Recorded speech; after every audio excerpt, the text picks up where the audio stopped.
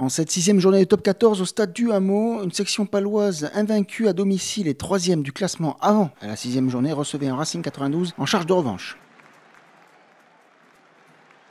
Les Verts et Blancs recevaient donc les Racingmen en marine qui vont prendre les opérations du jeu, qui vont plutôt dominer, ce serait-ce que sur l'occupation et la possession de balle. Et Henri Chavancy, après un coup de pied rasant, va essayer de récupérer cette balle d'essai. On va camper près de la ligne d'un but et clairement ce sont les Racingmen qui sont le mieux rentrés dans cette rencontre. Et l'arbitre Tual Trenini est vigilant au respect des règles. On va sur un petit côté à l'extérieur avec Louis Dupichot qui ne peut passer en vitesse et on repasse par du jeu au sol. Et ce sont les avants avec notamment Ali Oz qui va partir au ras en charge et en puissance. Mais voilà, plusieurs défenseurs sur le rable vont le retourner sur le dos et empêcher ce premier essai. Toujours 0-0, alors que c'est les buteurs qui vont prendre le relais au niveau du scénario. Monsieur Trenini était bien placé pour juger de cette action, mais les Racingmen sont toujours dans l'avancée, profitent même d'un avantage et Gibert va adresser une passe au pied manquée pour Juanimov. L'avantage n'est donc pas profitable. On va revenir à une faute initiale après le salut évidemment de l'international argentin. Teddy Irbaren de son pied gauche de déflorer la marque 3-0 en faveur des joueurs des Hauts-de-Seine. Clairement, c'est un match très difficile, très compliqué pour Pau qui ne trouve pas de solution offensive, qui commet plusieurs maladresses, qui a du mal à proposer de longues séquences de jeu. La touche est aussi en difficulté avec pas moins de 6 ballons perdus sur l'ensemble de la partie, mais heureusement il y a des fautes dans le camp d'en face et Colin Slade a l'occasion de sanctionner le tout. Mais voilà, pas de réussite non plus pour le All Black ou l'ancien All Black.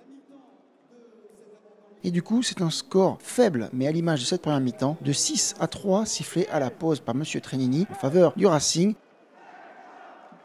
Cela n'est pas pour autant sans enlever la bonne humeur aux anciens Racingmen Patrick Serrière et Tadjian avec le président palois Pontenot. Les Racingmen repartent avec de bonnes intentions et en feinte le grand côté pour revenir sur le petit après cette intervention de Tanga. Louis Dupichot croit bien aller marquer cet essai en coin. Oui, mais voilà, on va regarder les images à la vidéo et M. Trenini va expliquer tout ça au capitaine. Et c'est refusé puisque l'ailier francilien a mordu la ligne blanche.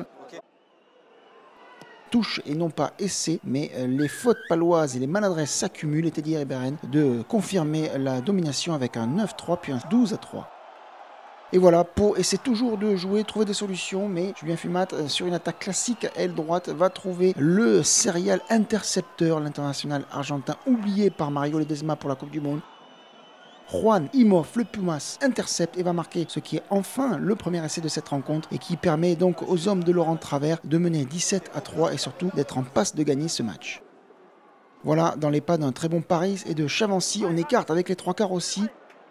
L'international irlandais Zebo lui aussi est servi et va pouvoir donner à Juanimov qui va de son doublé en coin. 2 essais à rien, c'est clairement l'essai qui donne le plus gros écart au ciel et blanc. 22-3 et Laurent Travers sent le bon coup et demande aux siens d'insister pour peut-être aller chercher qui sait un bonus offensif. Charge dans l'axe et coaching vont permettre au numéro 9 Samuel Hidalgo Klein d'aller marquer après la sirène l'essai inespéré du bonus offensif. 3 essais à rien. Une section paloise complètement dépassée et un score final de 31-3 en faveur des Altos Sekane qui se relancent dans ce championnat avec cette victoire qu'ils n'avaient plus vécue dans le Béarn depuis 2007.